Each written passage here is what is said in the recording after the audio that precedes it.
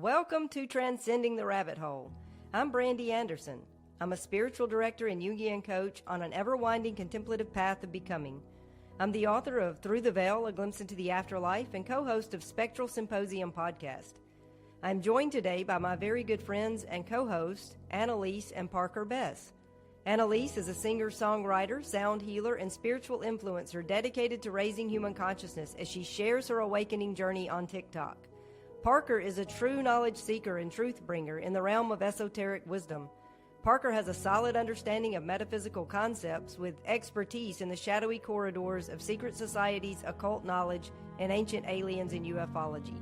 We invite you to pry open your third eye and journey with us through the cosmic rabbit hole as we alchemize esoteric insights in a quest for ultimate truth. Falling down the rabbit hole again.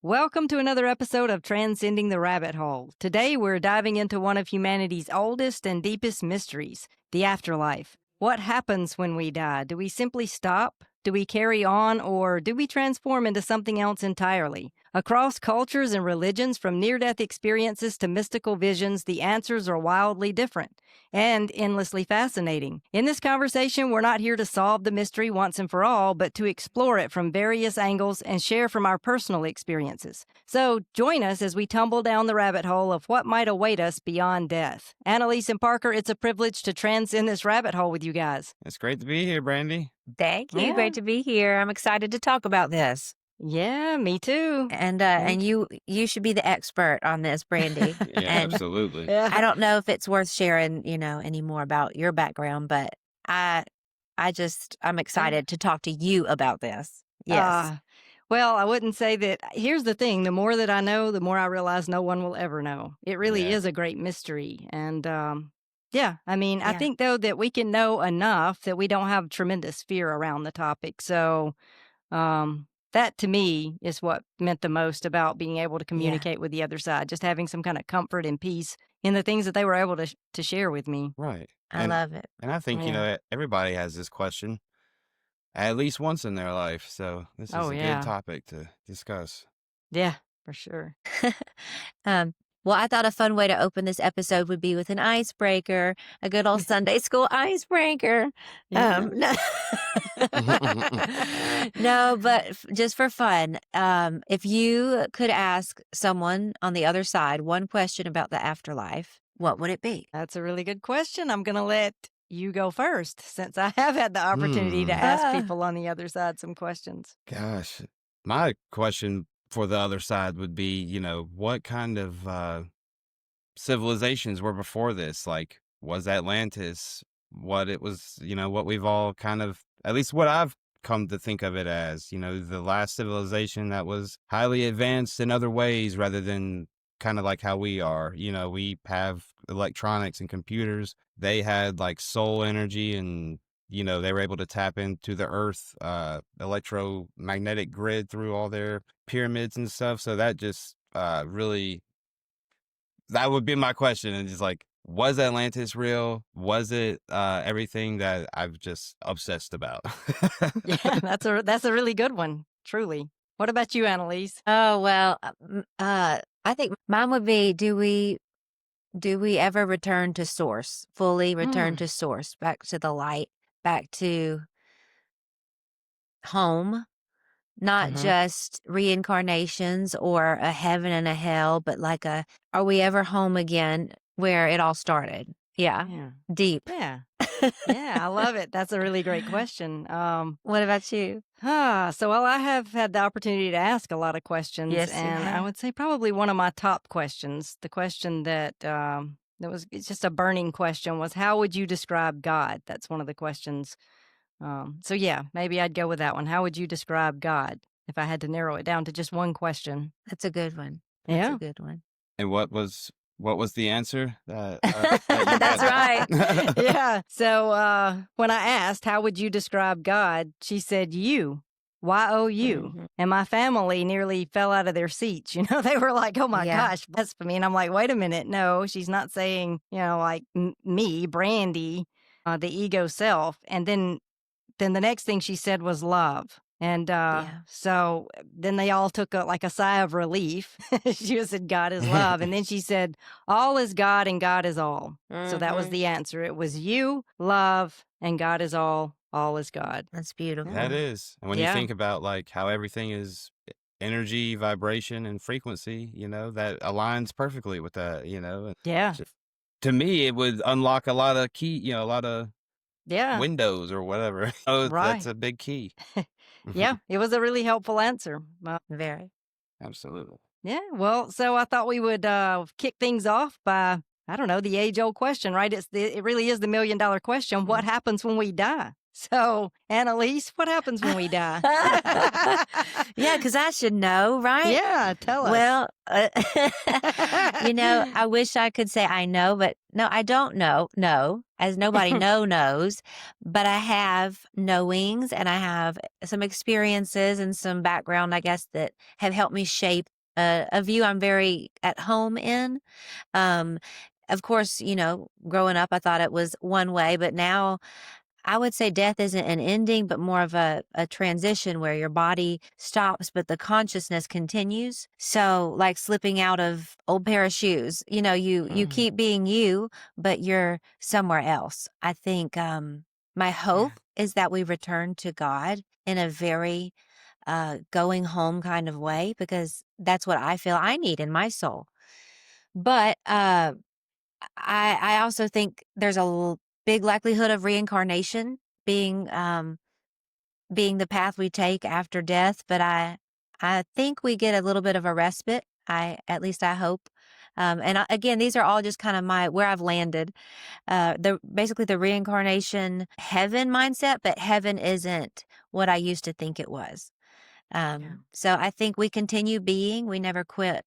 We never quit being. We just stop being in the physical. So I think we go to another plane, the astral, the heavenly, the beyond, the further, heaven, whatever you want to call it. And then I think we come back if we so choose. And a lot of people wouldn't choose to, and some would, but I'm interested to find out, do we have to come back? If this is how it goes, do we have to, or can I stay home? Can I check in the hotel, Daddy God, and stay home? So we'll see. What about y'all? Parker? Yeah. So I personally believe, like, when you die, like Annalise was saying, I don't believe that's the end. There's, I'm like pretty certain it's not the end, because there's so many accounts for like near-death experiences, or maybe they die and then come back, but also, energy never dies, and our soul is energy. Like I said a long time ago in these podcasts, like, this body is not who I am. Like, this is basically the Parker persona, the ego shell, pretty much. And the real me is the soul that's within me, the energy. So that's why, you hear just a freak accident, somebody's flying down the highway and just hit something, and then it has such a horrible accident that he dies and then comes back. But he comes back to say, like, I was just there looking at my body. I was there seeing everything that was happening. Well, that's because of you are energy. And I think, like, when you die, it's more or less like you have this like opaque scarf that's over your face for your whole life. And then when you die, that thing is like taken off your face, and you're able to like see the spiritual realm that's around you and see everything. Because I mean, scientifically, we are only able to see like 4% of like the light spectrum, which means only 4% of 96% is what we are able to see of what's around us, which is amazing to think about. And I don't know, it's just so after you die, where do you go? I think you go back to source, in a nutshell, like in the short answer. But I think in a long answer, I think your body goes through these changes, I guess. Like if you're dying, maybe like you're old and you're dying, or you're passing away, like your body unloads massive amounts of DMT that is stored for your sleep, and your body just dumps everything. So what you experience in those last moments are your flashbacks, You're seeing your religious figures that you've worshiped your whole life. All that stuff is happening because of that release. And when that's over with, I truly believe like maybe you go to another dimension or maybe you go somewhere, but you're in a spiritual realm where you like see your loved ones and you are greeted there, but it's not like playing in the fields of sunny grass and golden towers everywhere. Be cool if it was. I Yeah. don't know. Don't tell me that. This is just what I believe. Oh, when you're there at the spiritual realm, I really believe like you are energy. So you are able to go wherever you want to go. You are able to go to the beyond, or maybe go to a past time that happened because your energy, you're moving throughout time and space that's not bound to a body anymore. You're literally transversing dimensions and time and space at that point. So Yeah. that's a long answer, but that's Yeah. But It's let's ask, fascinating. we got to hear from the lady who yeah, has talked to the other side exactly. for several years now. Yeah. What do you think it's like? What do you Well, think happens? I believe that it's highly nuanced. And so I would just say that it's subjective. Just as this physical life is highly subjective, so is the afterlife. So there's not, one template, one way that everyone experiences it. But we do take with us whatever level of consciousness we've attained at the time of our crossing. So if we're heavy in our ego and clinging to egoic things, then crossing will be more difficult than if we're living with our hands opened, so to speak. Clinging to physical aspects makes crossing more difficult, according to my sources. But generally speaking, I would just say that death is really an illusion because, like you guys both said, energy cannot be destroyed, only transformed, and we are entirely energy. Death is just slipping out of the physical body. It's not about going somewhere, not really. It's just about slipping through the veil into what's really real. Parker, you said it's like having a veil over your eyes and then it's like it's suddenly lifted. That really is what it's kind of like, or how I would imagine it based on what I have been told by those who are on the other side. So basically, the physical realm and the spirit realm are not separate. They're overlapping and interconnected. And we're perpetually surrounded by spirits. And what we see is supported and sustained by what we don't see. So when people die, they don't leave us. They just become imperceptible to us, or to most of us. Some people can still perceive. But without the veil of physicality, those who have crossed, they can see with clarity into the heart of people and situations. They see how people really, feel about them, what people really think of them. They can see the inclinations of the heart and, they see maybe ways that they fell short or left some things unresolved. With a zoomed out perspective, that's what I would say. They have the whole picture from that vantage point. So there really is no such thing as a private thought, which is, kind of scary if you stop and think about it. Yeah. And my sources through the veil tell me there is a fire that everyone passes through after they cross, but it's a refining fire, so it's not retributive. And it's intended to burn away anything that interferes with love. And they do say that someone might resist this fire, but if they do, then they'll have a much harder time. So it's kind of like here. If we resist the lessons, we suffer. Resisting the light of truth causes suffering, whether we're on this side or the other side, really. And while the afterlife is highly stratified and nuanced, generally speaking, we all continue in our journey of becoming once we cross. And we remain connected to our loved ones. We are all one, essentially, anyway. And we can never lose anyone we love, not really. So what happens when we die? Simply put, it's kind of like John Lennon said, we just step out of one vehicle and into another. But ultimately, every journey is subjective. So there is no one simple way to understand what comes after death. It's nuanced, and it's going to vary depending on our individual heart posture. It's beautiful. I love hearing that. It's very comforting, to Yeah. know that. Yeah.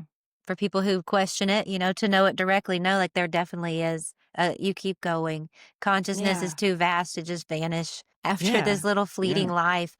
And if you think like that, then what can you even live for? Like to just learning to live in the here and now rather than living for the afterlife is one thing, like a great thing to work on, but also like just not learning to live for the afterlife because we don't know what that's going to be like, but you were able to give us a pretty good picture.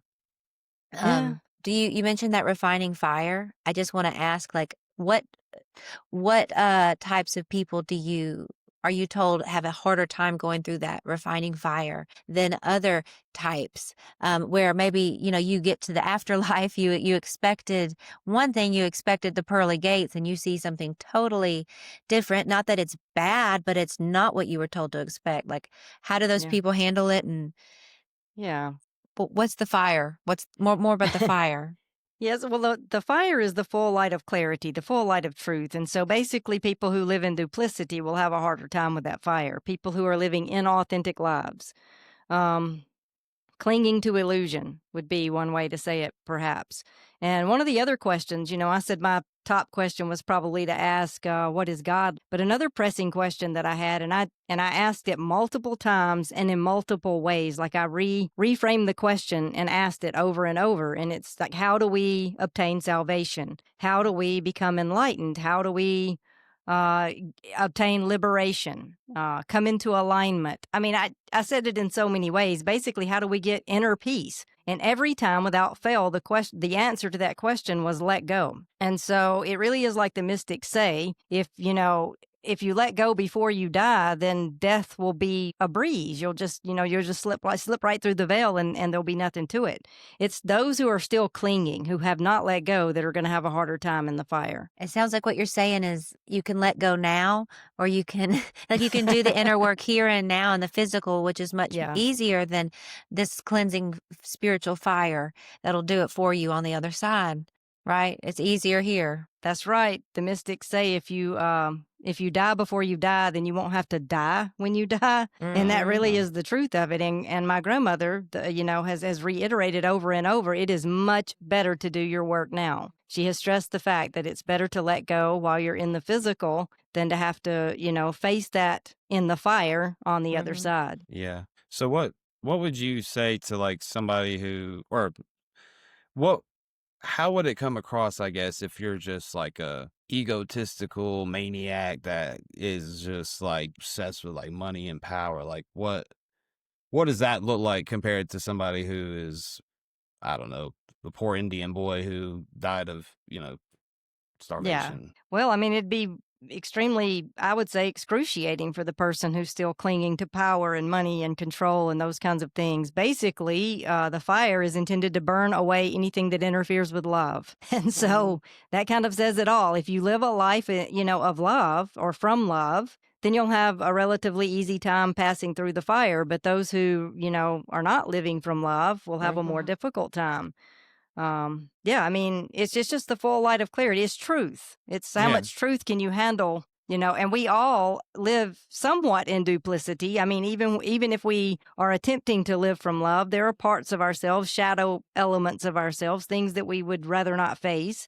But by and large, it's the people who are really solidified in their egos, doing no shadow work.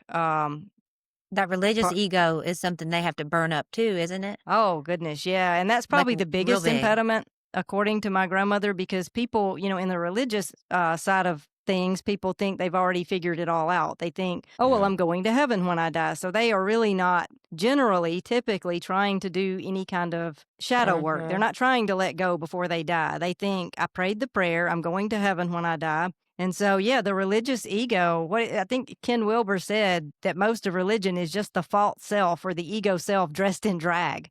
It's like Yeah. polishing. It's a religious, you're just putting on religious garb, but it's still very egoic. So Oh yeah. those people would really have a particularly difficult time. Now, there are some people who maybe get some theological things wrong, like their theological beliefs are maybe a little misguided.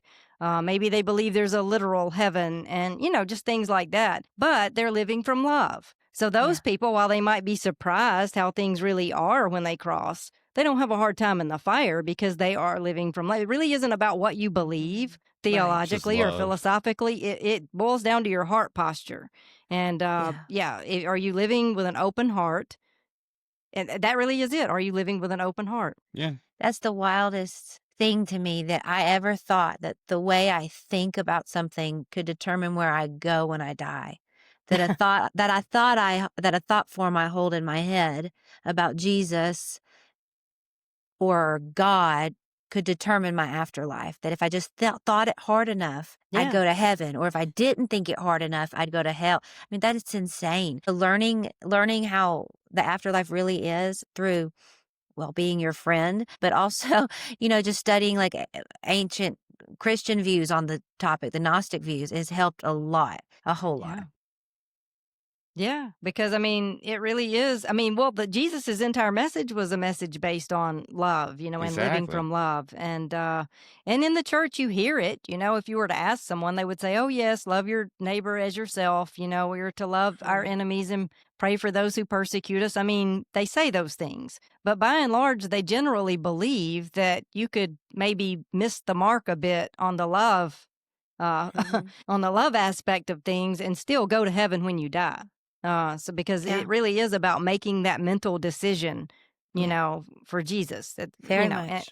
yeah, So and that so many sermons ended with, you don't know what could happen on your way to Sunday lunch after church. You could get right. in a car wreck and die. Have you prayed that prayer? Have you accepted, and Yeah. but while missing the whole point of inner transformation of taking on Yeah. Christ, Yeah. so people are going to have a hard time on the other side who are stuck in those thought forms, I Yeah. think. Yeah. Yeah, those same people leave and go to lunch, and they're ugly to their servers and Yeah. rude to the wait staff and won't leave a tip. So I mean, yeah, it's like it really just boils down to our heart posture. How loving are you in every moment? Yeah.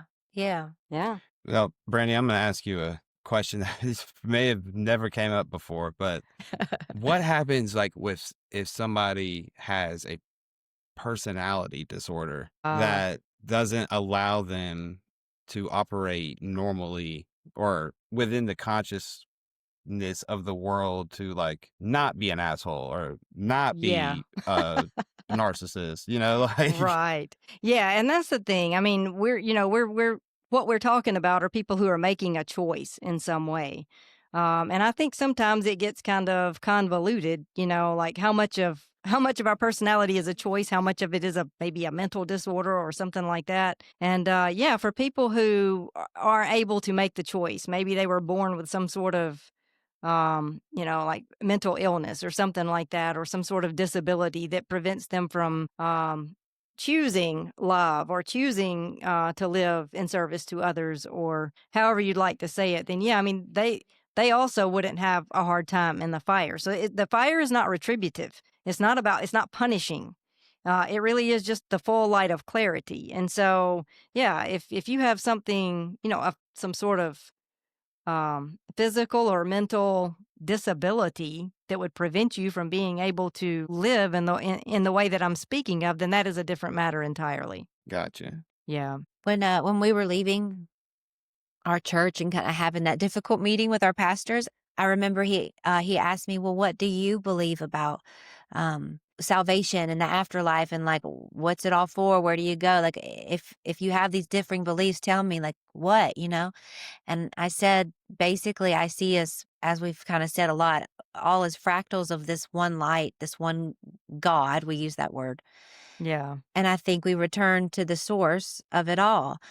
Or you can continue being that fractal of light in another body again, because you love it so much, because you have such a yearning to experience it again. I think this is a classroom, and a very difficult classroom, but a beautiful classroom, and among other things.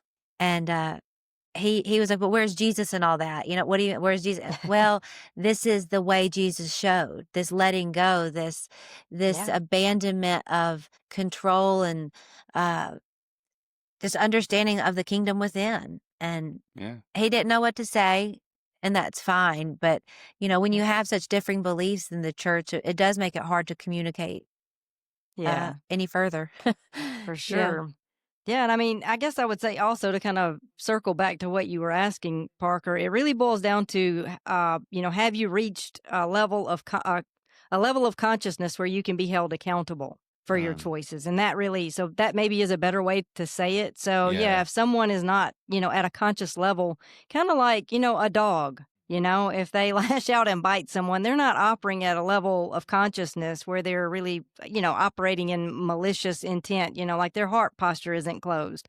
Right. So, and like babies, or people who are mentally challenged in a way that they never reach the age of accountability or whatever. So Yeah. that really is it. But, but if somebody was, maybe dealing with some sort of a mental illness that just made them more prone to meanness or lack of empathy, that kind of thing, it is still a Mhm. choice. Like they have reached a level of consciousness where they know that they're choosing. So that's what it's about. Are you at a level of consciousness where you're able to make a choice? And if you are, then you are held accountable for your choices. Gotcha. Well, that makes a lot Yeah. of sense. Yeah. Well, I know a lot of people are really into listening to people share their near-death experiences. I don't know if you guys have ever, Mm-hmm. gotten into that, but like I Yeah. know some people who are super into that. And I think, there's a lot of similarity in NDE reports, like across the board. People often say they experience the same kind of things, like light, a tunnel, a life Uh-huh. review. Mm-hmm. And I think it gives people a sense of peace just hearing these reports. But the big question is, do NDEs actually show us what happens after death? Are they a legitimate glimpse? Are they a legitimate glimpse into what death is really like? Or are they something else? Are they brain chemistry or something purely psychological? What do you guys think about NDEs? I think it's more than coincidence or brain chemistry. That tunnel, that light, that life review, they all point to something deeper, and the fact that Mhm. everyone's having that same experience, and also how much it overlaps with psychedelic experiences and ego deaths in that experience. I just I think it's something that goes beyond the individual mind, for sure. Yeah. I do think that when you die, like Parker said, you release a lot of that DMT, which is going to give you a certain kind of experience. But just listening to the NDEs will kind of confirm it's not. It's much more than a release of DMT. At Yeah. least in my opinion, to have heard those things and talk to a couple of those people, it's deeper than that. Yeah. Yeah. What about you? Well, I kind of disagree. I think, some people do when they pass away, I know that DMT is dumped, and, that's why you hear people talking about sitting in the hands of Jesus, talking to him when they die. And also people say the same thing of sitting in the hands of Allah or sitting in the hands of I think you see source. what you're programmed to see. Exactly. Yeah. Exactly. So Oh like yeah. that's where, like, when the DMT's dropped, like everything that you've been programmed with as a person, as in like what you worship, what you believe, that's what you see. Like Yeah. that's what happens. And that's not to say like that's not true. Hmm. That's just to say like that's your brain, Mhm.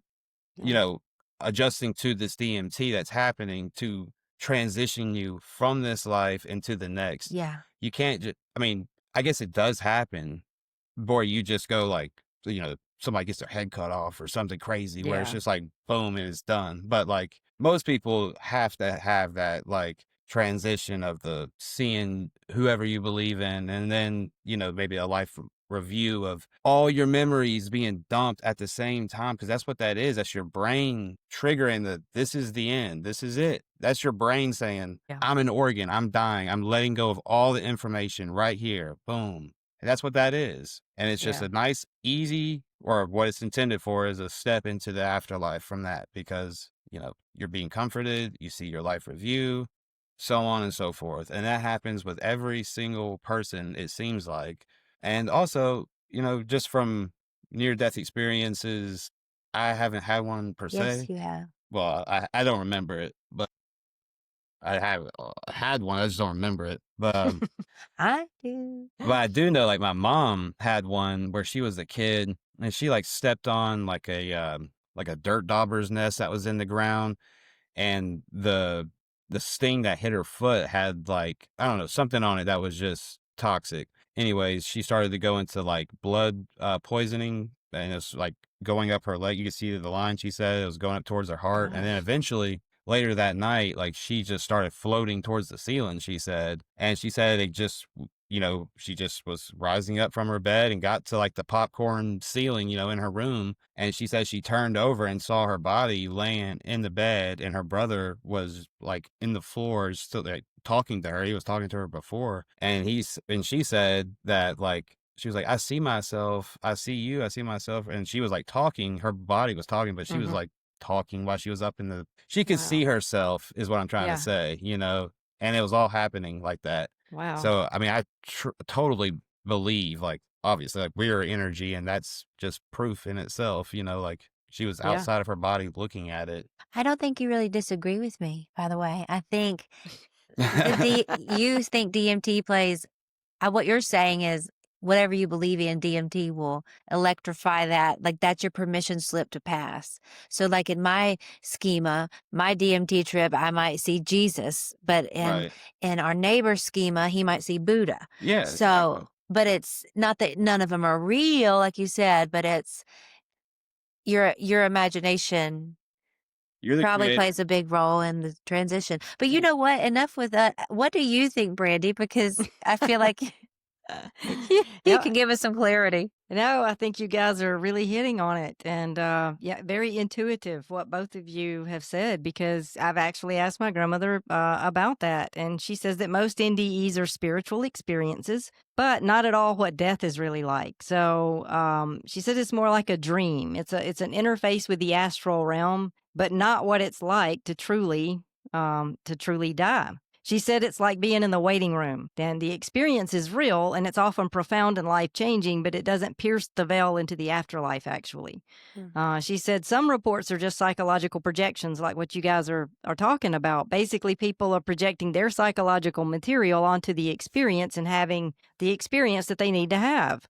That's why some see Jesus, others may see Buddha, and some are rather pleasant. I would say probably most of them are rather pleasant, but some are hellish. And it really just boils down to a person's psychic container. Kind of like psychedelic trips. Yeah. You have the trip you need to have. Even the hellish ones are beneficial, right? Yes. Yeah. And so, so she said, and some people are experiencing the equivalent of astral projection, which is what, you shared about your mom. That's what came to my mind, kind of an out of body experience. And so those people typically report back that while they were unconscious, they heard conversations in other rooms, or they know what people were doing and wearing and saying, things they couldn't know with precise detail. Unless they were floating around out of their body and able to hear and witness it. And I asked my grandmother why most people never mention that fire that she made it a point to tell us about early on in our conversations. Like, we didn't ask about a fire. She volunteered, and she didn't volunteer many things. I mean, a lot of the answers or information she gave me, it was because I asked the right question. But she did volunteer the info about the fire and emphasize the importance of doing the inner work now. And she said that it's because they're not dead. That's why they're not seeing the fire. She said near death is not death, and only those who go past the waiting room experience the actual fire. She said people who have those hellish visions aren't even experiencing the fire that she's talking about. They're just having their own subjective experiences, their psychic material that's being projected out there onto it. So, maybe it's fiery and it's hellish, but that's not the fire that she's talking about. But I would say even though NDEs don't actually tell us what, actual death is like, they do tell us that we do continue on. I think that's the main point here. They do point to the existence of an afterlife. I think they offer compelling evidence of the fact that we are spiritual beings, like both of you were saying. We continue beyond this physical experience. Yes, exactly. I feel so hopeless for people when I meet people who just think this is it. This is, It's evolution. one ride and then we're out of here. And that's like, you got to be real disassociated to live that way and still be joyful, I feel like. Because if I didn't believe that there's something to this whole life thing, it doesn't just end here, I would just, gosh, I don't even think I'd try, why? So just to know that there's more, this is just, but it also takes the pressure off. Like you get to live a whole lot more playfully and more present when you realize there is more. This isn't it. It's not so serious. It's actually supposed to be kind of fun. Right. Yeah, I mean, that resonates because, when you think about people who, like they have no hope of an afterlife, they think, this is all there is. And when we die, it's just like fade to black, right? Yes. My initial thought was there would be no meaning and purpose in life. Well, also, like all of what we're saying is too, like people are living as there's two groups of people. There's people who are living as if there's nothing after this, so just one trip and then we're done. And then there's people who are like nothing matters until the afterlife. Heaven is after here. This is just the test. And I'm not meant to be really thriving until I get to the pearly gates. That's when the sweet by and by and the people who are living for death, and then the people who are living as if there's nothing after death. It's so interesting, that neither one got it right, just, Yeah. Yeah. oh Yeah. my gosh. Us as people, we have the ability to research this kind of stuff nowadays, where the atheist could say, um, all this religion, that shit, I know it's not real. That's the reason I'm an atheist. Well, you know what? The stuff that mattered, the stuff that humanity had taken away from them, that proved all of the spirituality, all the shamanism, all the mystical teachings that these prophets came down to teach us that just got distorted. We have the ability now to see that, and we have the ability to know that. So it's kind of hard for me to understand why or how somebody could just still be like, it's just, when we die, it's black. It's like, you must be conscious enough to, like, at least, like, want to, I don't know. It's Yeah. mind boggling to me because, like, I would want to research that to see where I'm going, like what's happening. Yeah. But I guess some people just get so fine line, Mm. stuck in like, I don't like religion, so it must Yeah. be Darwinism, or whatever, Yeah, I think some people are just solidified in that materialism view of the world. And they, it's all about identification with the world of form. If I Yeah. can't see it, taste it, touch it, whatever, if I can't intuit it with my five senses, then it's not real. And I think also it boils down to heart posture. My grandmother talks about people having an open or a closed heart posture, people being closed off to spiritual things. For Yeah. those people, there's no evidence in the world that can convince them. Really, they need their own lived experience. And because they are so closed, they're not likely to have a lived experience, right? Because they Yeah. discount anything that might be remotely spiritual. And spirit is subtle. So it's not like, you're going to get some sort of, there's no proof. There's no conclusive evidence there. And I don't think there ever will be. I think it's a mystery by design. I know one time I was asking my grandmother, I forget, questions about the afterlife it was quantum. I was asking her about quantum physics, certain experiments, the multiverse, things like that. And she said, they keep trying to figure us out, but they can't. And then she typed the word funny. And she was amused by the fact that, we're spinning Can't our wheels figure it trying to out. wrap our minds around the ineffable. Really, Yeah. if we could figure it out and map it out, would it really be, all that magnificent? Yeah. How could we wrap our minds around the afterlife, which is, really the spirit realm is just God, right? We're merging back with the mystery. So Yeah. anyway, Yeah. I think it's just some people are just closed to it, and that's just their journey. Maybe That's this go round. right. That's very true. I totally believe that as well. It's like, we're all here. We're all on our own journey. That person may be like a new soul, if we want to term it that way, and that's just That's their right. path for this life. That's what I Yeah. like about the reincarnation, settling into that view as well, is it's all grace, so I don't have to fear for the people I love who aren't on my path. I don't have to say, oh no, that you're going to go somewhere else oh gosh, no, you're not going to get it this lifetime. That's okay, brother. You'll be back.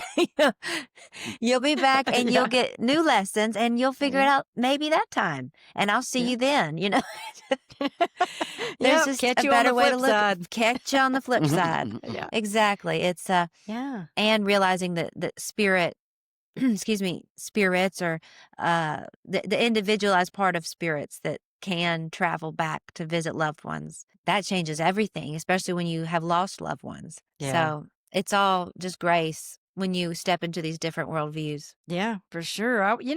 Why do we as humans have so much fascination with death? What's the allure? Why do we get so caught up in this existential question? Is belief in the afterlife more about comfort, do you think? Or does it point to something transcendent that we all maybe feel on some level? I think for some, it's about comfort. A lot of people who have lost loved ones really need need to think that it'll go a certain way when they cross over. And maybe it will, but I think truth has a certain ring to it, a certain peace that feels different than just comfort. And this new kind of headspace I've settled into of these types of things we're talking about, it turns into comfort. It's not the thing I thought it would be, but I hear it. It resonates in the spot in my soul that says what truth is, and that's enough for me. So yeah, but I think for Yeah. some it is about comfort. People need Yeah. that when they lose loved ones. And I think of it as a permission slip. Like if you need to believe a certain way, that's fine. It'll be great no matter what. I hope, I'm going to be pretty PO'd if I get there and it's worse than here. So, but Yeah. anyway, yeah. Be hard to be worse than here, wouldn't it? Oh yeah, for sure. Yeah, I think it's a lot about comfort as well. I think it's like, I mean, everybody wants to not believe like this is the end. Like if I make if I do something that I just end up dying, that's not going to be the end. And I think a lot of people find comfort in knowing that, like knowing I'm going to go to heaven and, see Jesus and God, or I'm going to go see Allah or whatever, like it's comforting to know like you will leave your body and go elsewhere, period. Wherever the comfort is you leave your body and you're going somewhere else after death. Yeah. And I think a lot of people find comfort in knowing that. And I mean, it should be comforting, obviously, but, yeah, I think it's a lot about comfort and, Because death is uncomfortable. Yeah. yeah. And then I think it's for some people, maybe like us three and other people listening, like it will be, transformational, like where, I don't know, where we maybe transfer or transform into like a fifth dimensional being or something like that. Like us having that kind of knowledge, is so Yeah. I don't think a lot of people think that way. I think a lot of people are more like the comfort part of it, but there are some that are like that. Yeah. I think it's because deep down we do intuit that there must be something more. And we all experience death as a violent assault against the soul. I mean, it really is our most pressing problem. Our impermanence, the impermanence of those we love, is what haunts us. So it seems to me that we wrestle with this question because we desperately want something more. Like we want something transcendent or something eternal. Mhm. Maybe that's a better way to say it. I think we cling to religious answers because it offers an undoing of our greatest pain. The Bible is all about everything sad becoming untrue, right? And deep in our hearts, we want that to be true. And I think it ultimately is the truth. I think that we are headed toward a state of existence collectively where physicality will cease, and when physicality ceases, death ceases. But until then, we're kind of caught in this karmic loop where death really is the most pressing aspect of our existence. And a lot of people are whistling past the graveyard like they don't want to really think about it. And some people think there's nothing beyond death, like we were saying before. Like at one time, I would have probably said that was a very nihilistic view. But now I would probably say it really depends on, the meaning that we find in our lives, right? Because ultimately, we all just want to live with purpose and a sense of fulfillment. And it's really all about the way we live that carries onward. Anyway, it's not so much about our death, it's about our lives. How did we live? I know that with my grandmother, anytime that the conversation has circled to like the point of death, her death, as she was, coming to the end of her physical life, or another family member, maybe when they were on hospice, she's quick to like interrupt that conversation flow and, and redirect and let us know, hey, don't think about that. Don't talk. They don't want to be remembered for how they died. They want to be remembered for how they lived and the love that they gave. So perhaps the question we should be asking isn't what happens when we die, but how do we live life right now?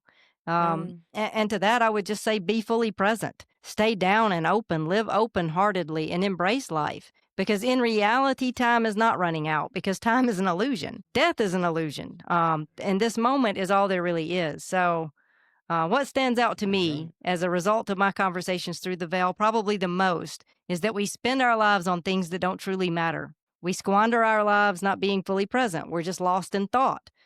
Full of anxiety in the future or full of regret in the past.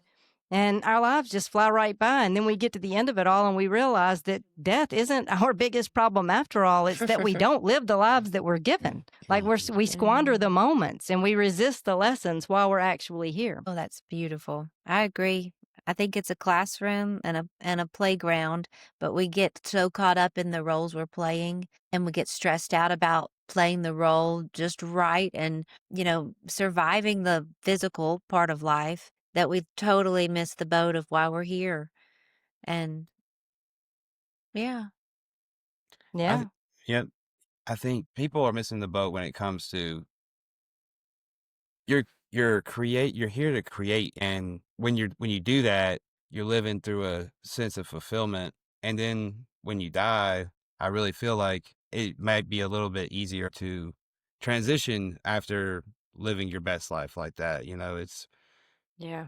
I guess what I'm saying is for people to know, like, I am the person that I've been looking for. I can create anything that I want to create, especially nowadays, and when you live like that, I think dying is going to be a little bit easier to handle. That just kind of came into my mind that I think so. Yeah. There's two things that I get asked a lot on TikTok under this video I shared months ago about my view of, I guess, the afterlife and heaven and hell. And it's, do you see your loved ones after you die? Like, do you get to be consciously reconnected with them? Because I know they don't actually leave, like we've said. They're aware of you. You might not perceive them, or you might if you start trying, but they're fully aware of you. But is there a place after death where you are walking the golden streets with your loved ones, and Jesus is right there giving you a hug? What do you No. think, Brandy? No, I don't think so. In my conversations through the veil, we are reunited with our loved ones because we cannot be separated from them in reality because we are all one. Yes. And they are always with us. The great cloud of witnesses that are urging us on, they're always with us. We have a team of light. But no, I don't believe that we're going someplace, like a location with streets of gold, by no means. That's metaphorical language for sure. Yeah. And as far as Jesus, there again, we are one. But Jesus, the person, the individual, has merged with the mystery. It's one of those things where it's not about going to have a conversation or a relationship with another individual person. It's about realizing your oneness. So we want to make it all about individuality, like me, Brandy, going to heaven and walking streets of gold with Jesus. It's a dualistic way of framing things. And heaven, if you will, to use that word, which is a loaded term, is all about oneness, not that duality. It's about merging back in with the mystery. I think, like in Eastern thought, it said that we simply merge back into God, like a wave collapses into the ocean. That's what I hear a lot. And I think that's sort of it. I think we are already merged with God. So in reality, we are already one with God. We're invincibly one with God.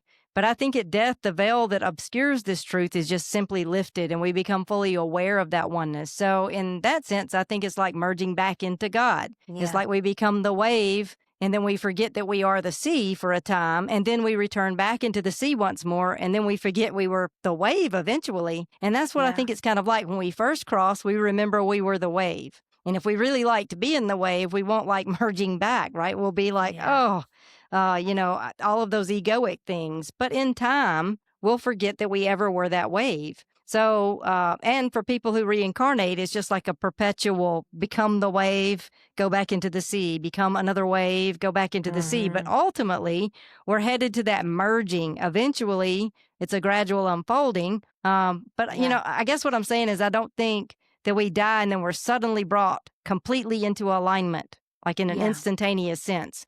And everything is all perfect. And that's kind of the Christian way of framing it. Like you die, you go be with Jesus, you're instantly in heaven, everything is perfect.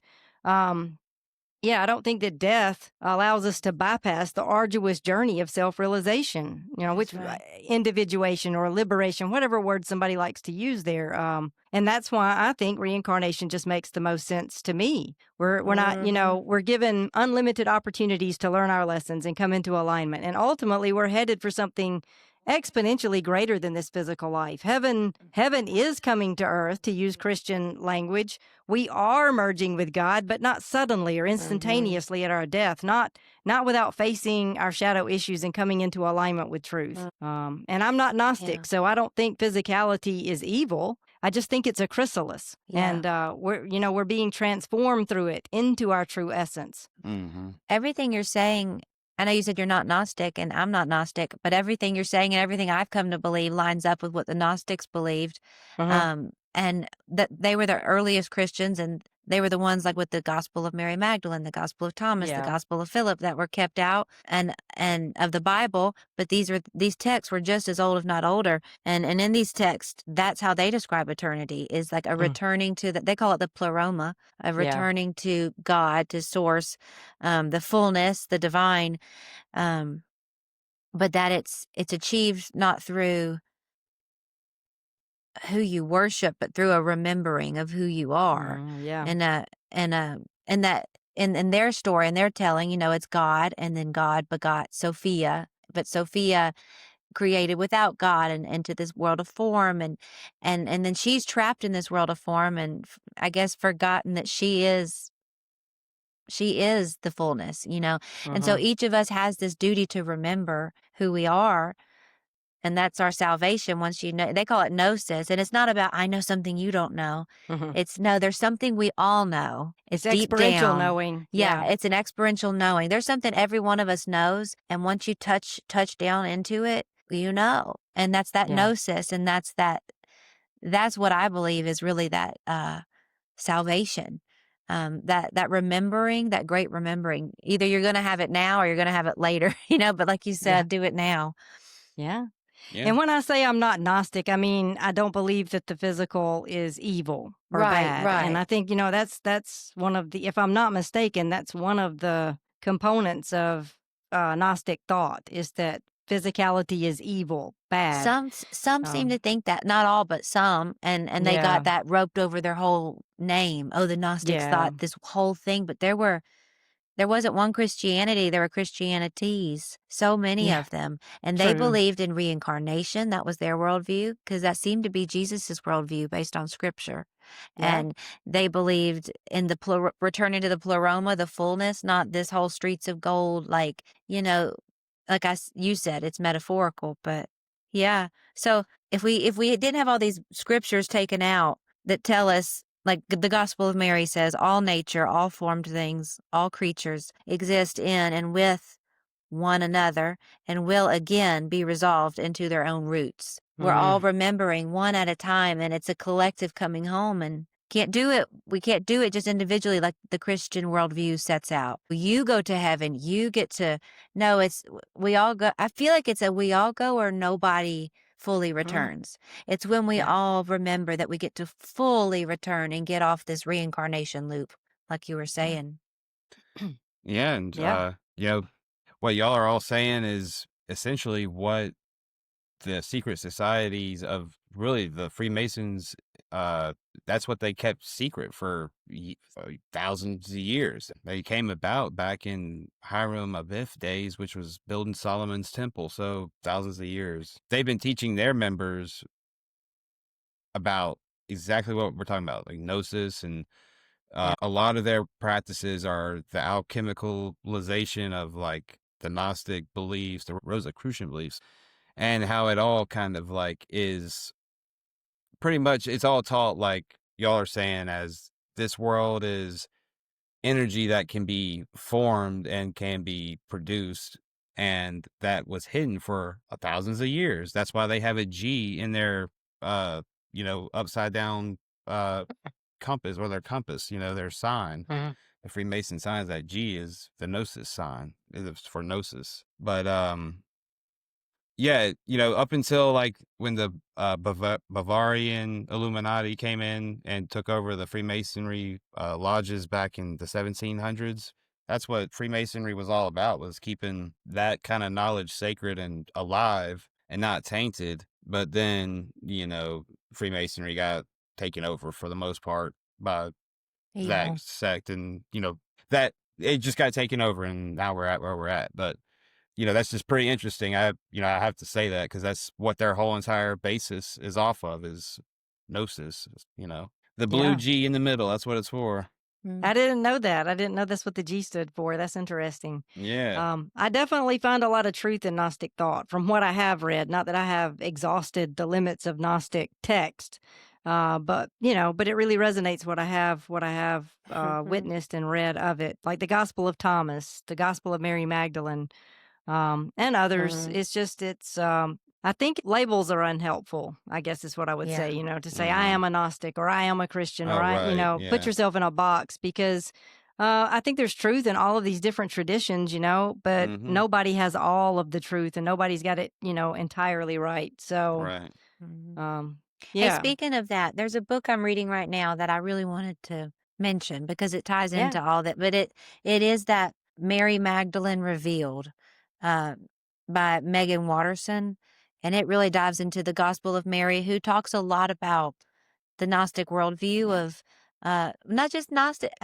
Like you said, labels are unhelpful. Somebody named them that like Yeah, it's just a name. thousands of That's years all it later. is. That's the Roman Catholic Church gave them that name so they could yeah, demonize them. But what I'm saying is it's called Mary Magdalene Revealed, and it really dives into everything that was just ripped bleeding from the pages of, what the Bible we yeah. should have. And it helps a Mhm. lot with understanding everything we talk about. So Yeah. that's my plug. I wanted to mention Yeah. that I'm not all the way done with it, but it's a very life-changing kind of book.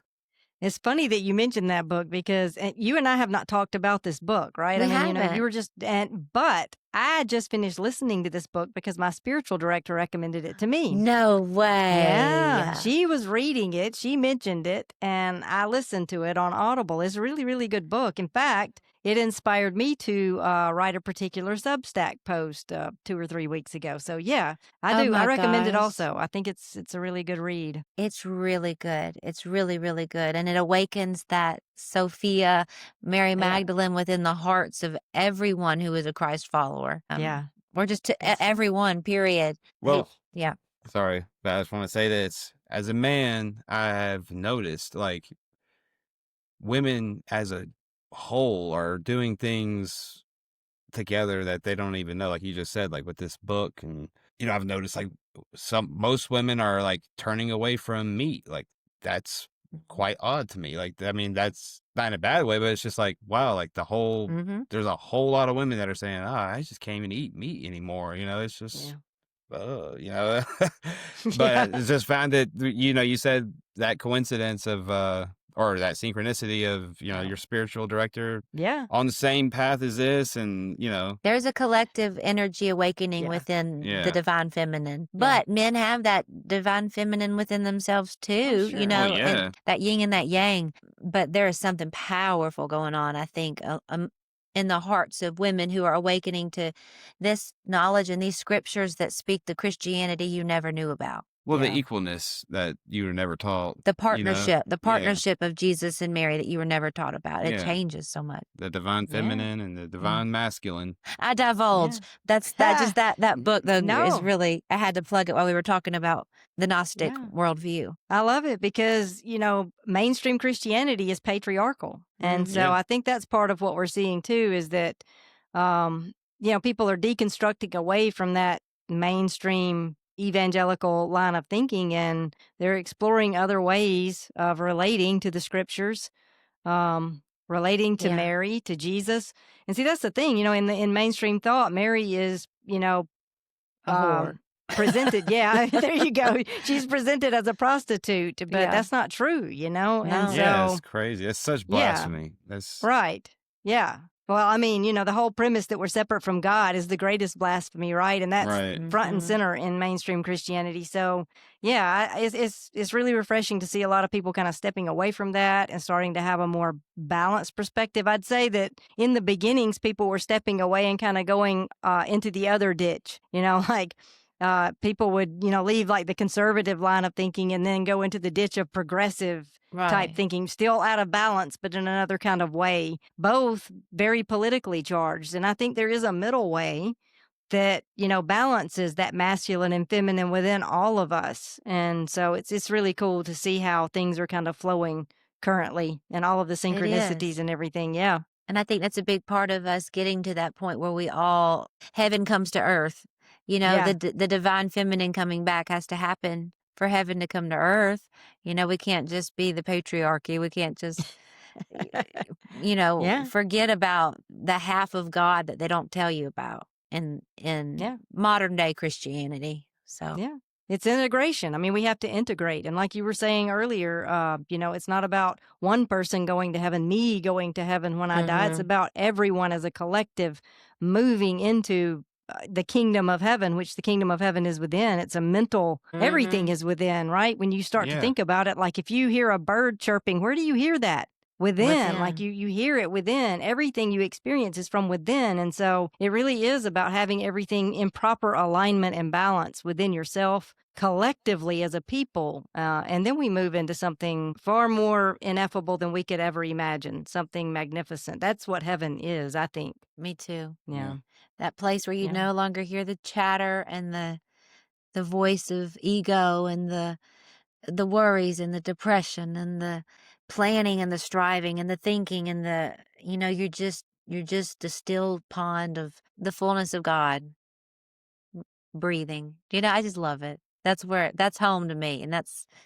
But you don't have to wait till you die to return there. No, And no. that's kind of the fun part about this mystical path is having moments of slipping into that and Hmm. slipping into that again and again, with meditation or whatever you want to call it, centering prayer, synchronicities. But yeah. Yeah. Well, I thought as we were coming to a close, I would maybe pose a question to you guys. All of us here, all three of us, we do believe in an afterlife. Obviously, that's what we've spent the whole hour talking about. So we do believe that our consciousness continues beyond death. But as we close out, I guess I wanted to ask if scientists prove tomorrow that there is nothing after death, would it change how you live your life? I'd say no. Yeah. I'd still try to live, I think, with meaning and love and awe of the beauty around, but I don't think that love and consciousness could ever be measured by science either. So even if a Mm. scientist told me that, I don't think I'd believe it. I Yeah. don't think my heart Yeah. that leads me would believe it. So Right. I think I live the same. Yeah. Yeah, that's exactly what I was gonna say. I would just probably just live the same and just say, "Screw you, scientists. You don't know shit." Yeah. What about Yeah, you? it's a tough question for me too because I am convinced there is an afterlife, and so it's kind of hard to take that question seriously when you are convinced. But Yeah. my initial thought was no, I would continue to try and find meaning and purpose, just continue doing my shadow work so that I can live with more peace and balance while I'm here because, the way I live isn't about going to heaven when I die anyway. It's about living from heaven now. So that really wouldn't Yeah. change. Right. But then as I, maybe think about it a little more, I think it might rob me of hope in some ways and diminish my time here. Yeah. Like I I live with, agree. yeah, because I live with the hope that this world of duality and suffering isn't the end game. Exactly. So if I were to suddenly believe that this really is all there is, and everyone who dies is just forever gone, and at the end of my life it's just game over, I really think that might drive me into existential depression. Oh, Um, 100%. You couldn't yeah, You couldn't make me believe that because if I believed that, I wouldn't live. There wouldn't be a point. yeah, So you yeah, gotta believe. You gotta believe, even if it's just for your survival at first, yeah, until you can get yourself to have some experiences where yeah, now you don't believe it, you know it. You know yeah. there's an afterlife because the afterlife is in touch with you in so many ways, mystically and, spirits of loved ones visiting you, making themselves known. Yeah. Um, Yeah, Synchronicities. synchronicities that are just blowing yeah, your mind or just direct experiences with God in meditation and psychedelic experiences, whatever. yeah, There comes a point where this isn't a belief, this is how this be how it is. And you can believe things and you can believe all kinds of things, but some things are what they are. And that's right. one of them for me. Yeah. You can't unknow certain things. Once you've experienced, it's like that Salman Rushdie quote. It was like, once you've stepped through the looking glass, you can't step back. It might cut you to Yeah. shreds. Yeah. Yeah, you can't unknow certain things. It's an experiential knowing, that gnosis that you were just talking about, for Yeah. sure. Yeah. Yeah. Well, thank you, Yeah. Brandy.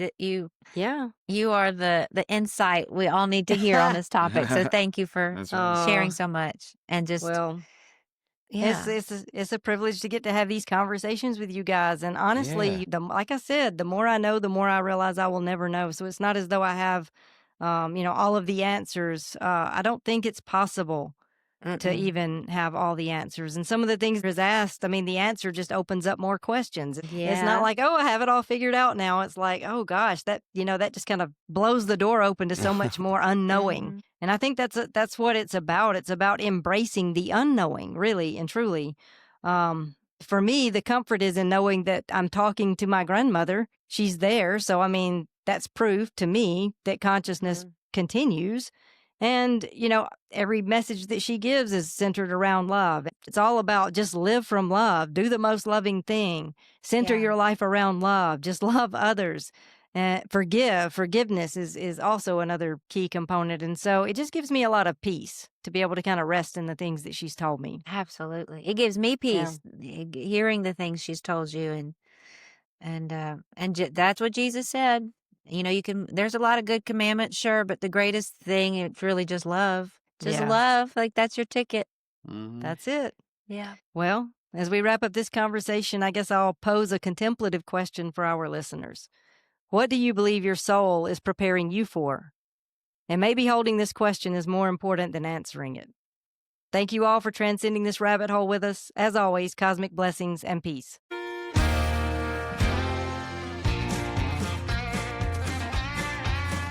Do you ever grow discouraged by the weight of this world? Does Big Brother get you down with all the lies that he's told? Does the gloom and doom of nightly news haunt your dreams? So you scroll instead of sleep, 'cause distraction is key. But as long as there is still a sun up in the sky, I can choose to live on the sunny side. It's somewhere between burying my head in the sand and falling down the rabbit hole again. I was sleeping just fine peacefully inside my American dream, awoken when those puppet strings were cut right off. The evidence you can't ignore, share it, call you misinformed. I know the truth, but trying not to lose my mind. I'm somewhere between burying my head in the sand and falling down the rabbit hole again. It takes a worried man to sing a worried song, and the state of humankind had me humming alone. Hello, common sense, I'm convinced we've lost our way, sold our attention to the system. Now there's power to reclaim, but as long as there's a heart beating in my chest, I will cling to hope that's true. I will cast out the rest. There's no price on peace of mind, oh, and you won't find it here. It's that perfect love above calling you near. I was sleeping just fine peacefully inside my American dream, awoken when those puppet strings were cut right off. The evidence you can't ignore, share it, call you misinformed. I know the truth, but trying not to lose my mind. I'm somewhere between burying my head in the sand and falling down the rabbit hole again. Keep on the sunny side, always on the sunny side. Keep on the sunny side.